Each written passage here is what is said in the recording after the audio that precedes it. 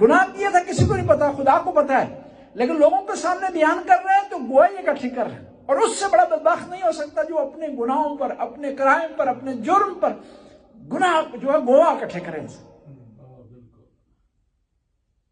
بس انسان کو چاہیے کہ اپنے گناہ پر پشیمانی کا اظہار کرے، پھر اس کے بعد جو گناہ کیا ہے اس کی تلافی کرے، تدارک کرے، اس کا جبران کرے، اس کو ازالہ کرے اس کا۔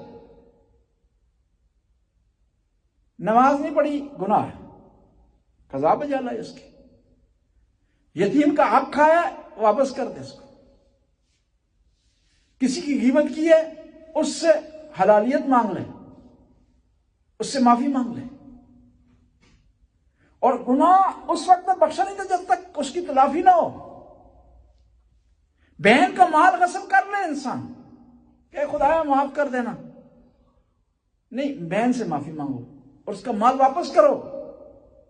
یہ نہیں ہے مال آپ کے پاس پڑا ہوا ہے جا کے بہن سے معافی مانگ رہے کہ بہن جی میں حج پر جا رہا ہوں، میں عمرے پر جا رہا ہوں، میں زیارات پر جا رہا ہوں، مجھے آپ معاف کر دیجیے گا۔ اس کی معافی یہ ہے کہ جو سامان اس کا آپ نے لیا ہے، جو زمین اس کی آپ نے غصب کی ہے، جو پراپرٹی آپ نے اس کی کھیائی ہے، قبضہ کیا اس پر، اس کو بہن کو واپس کریں۔ اس طرح حل ہوگا مسئلہ۔